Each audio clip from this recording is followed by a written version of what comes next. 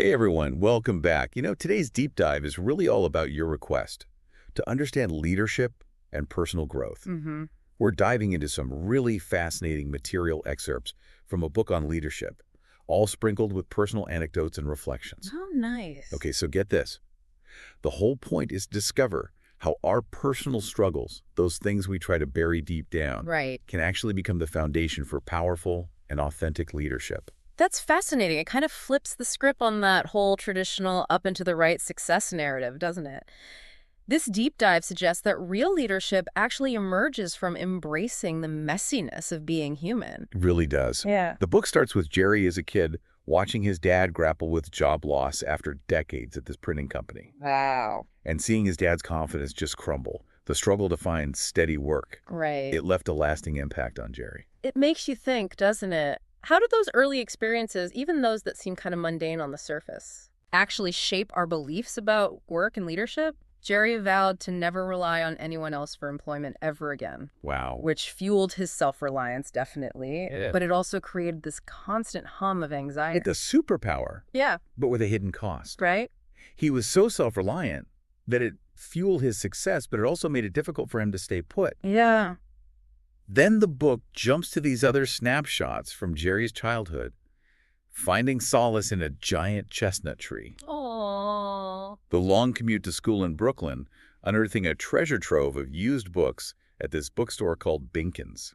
These moments might seem random at first glance, but they actually point to this universal human need, don't they? That need to find comfort and meaning in the most unexpected places, Yeah. especially when we're facing challenges. Absolutely. And you know what?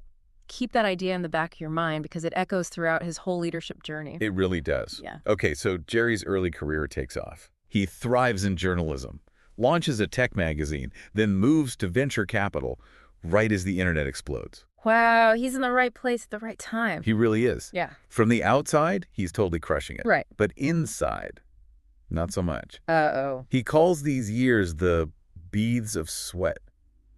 Years. Beads of sweat, years. Really successful, but inside, battling this inner turmoil, anxiety, and feeling like a total imposter. This is where things get really interesting, don't they? I mean, we often mistake motion for meaning. Totally. We get so busy chasing external validation that we totally neglect those internal struggles that are actually holding us back. Yes. Have you ever felt that way? All the time. Like you're just on this treadmill going nowhere fast. Totally. He even shares a story about almost dropping out of college because of financial struggles. Oh, wow. And it was only a chance encounter with his professor, Robert Greenberg, Okay. who happened to be judging a scholarship contest Oh, wow. that allowed him to stay enrolled. Wow. Talk about a sliding doors moment. Right. That's crazy. Completely changed his trajectory. That's a perfect example of what Jerry later calls asteroid strikes. Ooh, I like that. Those totally unforeseen events that can completely change our path in life. Yeah. And sometimes, as unwelcome as those strikes might seem at the time, Yeah. they can actually become the catalyst for some really profound change. They really can. But it took a series of upheavals for Jerry to truly confront his inner demons. Oh, boy. First, the dot-com bubble burst, wiping out a chunk of his wealth. Oh, no. Then 9/11 happened. Wow. He described standing near ground zero, surrounded by smoke and debris, realizing just how fragile everything was. Yeah. Those events triggered a fundamental shift in his thinking. Okay. He started questioning everything he thought he knew about success and happiness, It makes sense. which led him to serious meditation and what he calls radical self-inquiry. I like that radical self-inquiry. What does that look like? It's deep. He even describes breaking down in tears in front of Ani Pema, his spiritual teacher, Wow. feeling completely lost. Yeah. Her advice, honey, you need to keep opening. That's beautiful and also kind of terrifying at the same time, isn't it? It is. Like it speaks to confronting our deepest fears and vulnerabilities. Yeah, Those things we instinctively try to hide from. exactly. So he starts digging deeper into what he calls the ghosts in the machine. The ghosts in the machine. These are the unconscious patterns and beliefs driving our behavior, often without us even realizing it. Right. He uses two really powerful archetypes to represent these inner voices, Okay, I'm listening. the loyal soldier Okay. and the crow. Okay, I like that. The loyal soldier tries to protect us from harm, Mm-hmm.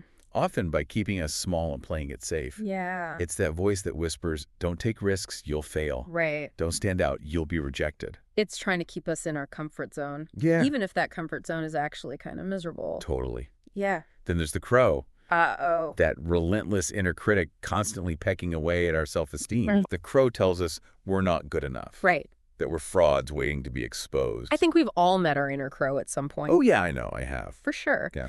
The key insight here is that these voices, while they're intending to protect us, Yeah. they can actually end up sabotaging our growth and leadership potential. Right.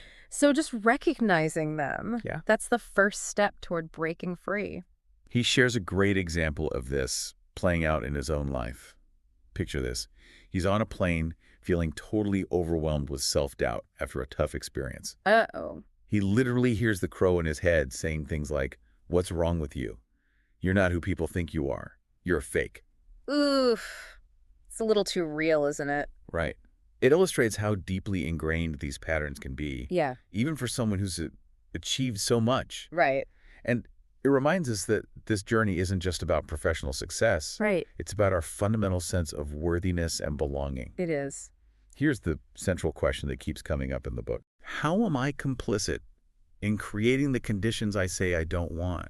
It's a tough one, isn't it? Really is. But think about it. It's about shifting that focus from blaming other people or external circumstances Right. to actually acknowledging our own role in perpetuating the problems we face. Right. This is where things get really challenging. He shares a story about Anne and Paul, Okay. these two co-founders who are constantly at odds. Anne felt Paul was indecisive and undermined her authority, Right. while Paul felt steamrolled and disrespected. Classic co-founder conflict. Their conflict was creating a toxic environment for the entire company. Of course it was. So it turns out their dynamic mirrored these relationship patterns they had actually learned in childhood. Oh, wow. Anne's need to be right stemmed from a fear of rejection by her father, while Paul's passive aggressiveness masked his feelings of inadequacy. Wow. So like their past was playing out in the present.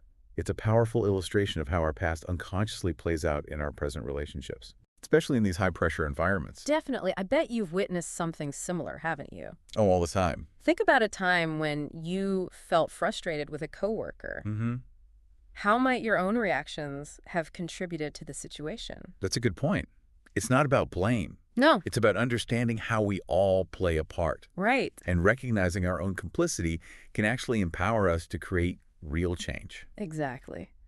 And that's where we're headed next. Okay, stay tuned. Welcome back. We left off with Jerry grappling with those inner voices, the loyal soldier and the crow, Right. and just beginning to understand how they were actually shaping his behavior. Yeah. But how do we go from simply knowing about these voices to actually Yeah. changing things? That's where the real work begins. Jerry talks a lot about radical self-inquiry. It's about going deeper than just surface-level self-improvement Right. and really digging into the root system of our beliefs and our patterns. You know, he asks this really provocative question: how much of your life are you actually directing, and how much are you being directed by those unconscious ghosts of your past? I'm still grappling with this whole complicit idea. Yeah. Feels tough to swallow sometimes. It's challenging, but it's also incredibly liberating. Think about it. If we're unconsciously letting those ghosts run the show, Yeah. we're essentially giving away our power. Right. So the first step is simply noticing those patterns. Okay. Noticing those moments when those inner voices take over. But it's not enough to just notice them, is it? No, not really. We have to understand why they're there in the first place. Exactly. Jerry encourages us to really explore the origins of those beliefs. Okay. Often they can be traced back to childhood experiences, family dynamics, Right. even cultural messages that we've absorbed over time. It's so deep-rooted. It is. Yeah. He tells a story about a client who was in this completely toxic relationship with her co-founder. They were constantly at each other's throats, and it was tearing the company apart. Oh, wow. So he asked her this simple question: what do you need from him? Okay. Interesting question. Her answer was really surprising. She said, I need him to be disappointing and emotionally distant. Wow. It didn't make sense to her at first either. Yeah. But then she had this aha moment. Okay. She realized that her co-founder was actually mirroring the behavior of her father, Wow. who was an alcoholic and emotionally unavailable. Oh, God. So it's like she was unconsciously recreating that dynamic in her work I life, think she was seeking it out. almost seeking out someone who would confirm that belief that she wasn't worthy of love and support. Oh, wow, that's heartbreaking. It is heartbreaking, but it also highlights just how deep those patterns can run. Yeah. But this is the power of radical self-inquiry, though. Okay. It allows us to see those unconscious patterns and then start to break free. Yeah. And it's not about blaming our parents or the past. It's about understanding how those experiences have shaped us. Right. And then making conscious choices about how we want to show up in the world. So that brings us to one of the most challenging, but also the most transformative parts of Jerry's work. Mm-hmm. This idea of, how am I complicit? It's so easy to just blame others or point fingers when things go wrong. Right. But Jerry asks us to look in the mirror. It's about shifting that focus from blame to responsibility. Yeah. To asking ourselves, what role am I playing in creating this dynamic? He uses a great analogy of a dance. Ooh, we like this. When two people are dancing, Mm-hmm. it's not just one person leading and the other following. Right. Both people are contributing to the movement, Yeah. creating the flow of the dance together. Even when it feels like someone else is making us feel a certain way, Right. we always have a choice in how we respond. Yeah. And that choice, Right. that's where our power lies. He tells a story about a company he was coaching where the CEO was incredibly conflict avoidant. And as a result, two members of the senior team were constantly at war, Oh, no. creating a toxic environment for everyone. Hmm. But no one was willing to address it. Because of the CEO. Yeah. So the CEO's conflict avoidance was actually fueling the problem. Interesting. By not setting clear boundaries or addressing the issue head on, Mm-hmm. he was letting the conflict escalate. Right. And it turned out his own childhood played a big part in this. Yeah, wow. His family had this rule, never show anger. Wow. So he learned to suppress his own emotions Okay. and unconsciously created a workplace where conflict was also suppressed, Oh, wow. but in a very unhealthy way. So it's like his past was informing how he was running his company. It's a really powerful example of how our personal work, Yeah. our willingness to confront our own shadows, Mm-hmm. can directly impact the organizations we lead and the people we work with. It's a lot to take in. It is. But it's also incredibly hopeful. It is. If we're part of the problem, we can also be part of the solution. Exactly. And that's a core principle in Jerry's approach to leadership. Okay. It's not about perfection. Right. It's about awareness growth and the willingness to do that messy work of becoming more fully human. I like that a lot.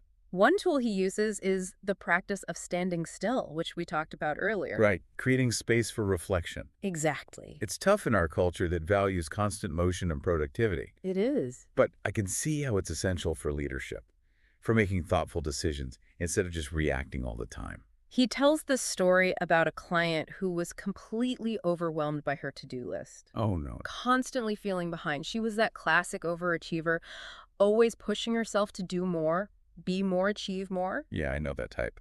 He encouraged her to take a break, Oh. to step away from her busy schedule and spend a few days in nature, Okay. simply observing her surroundings. I like that. He told her, "Let the forest find you." Wow. At first she resisted. Yeah. She felt guilty for not working, for taking time for herself.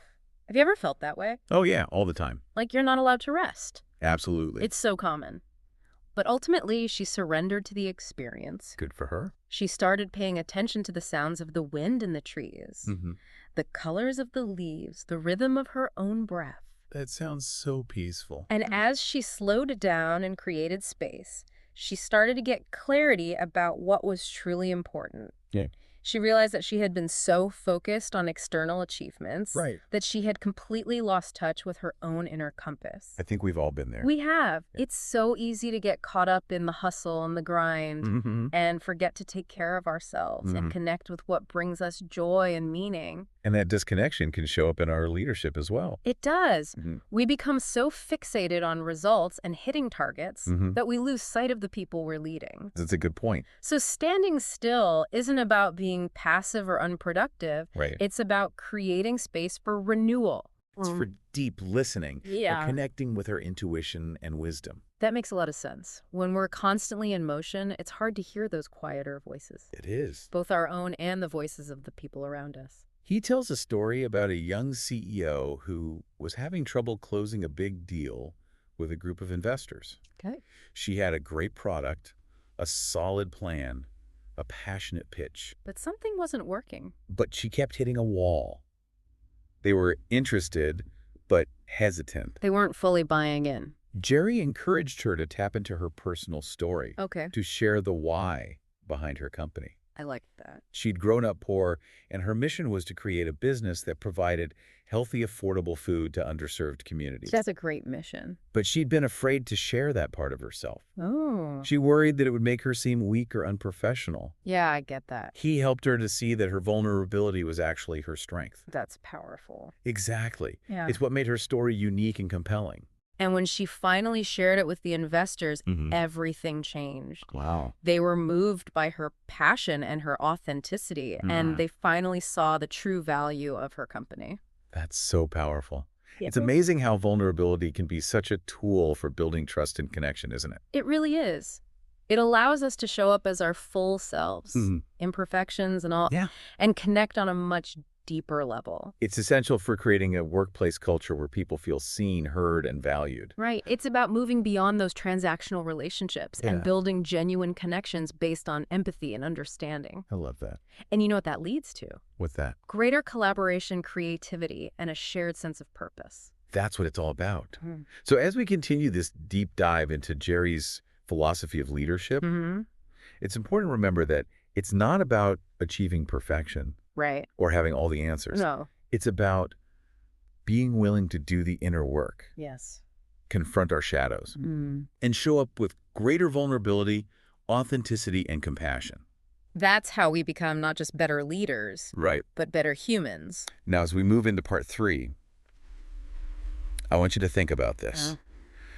What are the stories you've been telling yourself that might be holding you back? Ooh, good question. What are the fears and the beliefs that are keeping you from stepping into your full leadership potential? That's the question, isn't it? It is.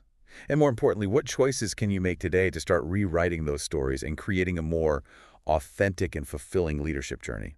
Stay tuned for the final part of our deep dive, Yes. where we'll explore these questions even further. Okay, we're back for the final part of our deep dive into leadership and personal growth. It's been quite a journey, hasn't it? Exploring those inner voices and the impact of childhood experiences. Yeah, and remember that whole idea of standing still, creating space for reflection. Right. And we've seen how vulnerability can actually be a strength. And those unexpected curveballs, those asteroid strikes, Asteroid strikes. can lead to incredible opportunities. But how do we actually use all this? That's the big question, right? Yeah. How can you integrate these insights into your everyday life and your work as a leader? Jerry offers some really powerful practices and perspectives Okay, I'm listening. to help us navigate this messy, unpredictable reality of leadership. To become more resilient, more authentic, more compassionate along the way. It's not easy, that's for sure. One of the most important things he talks about is learning to love the crow. The crow. Remember that harsh inner critic, that voice that whispers, you're not good enough. You're going to fail. You're a fraud. Oh, yeah, we've all met our inner crow.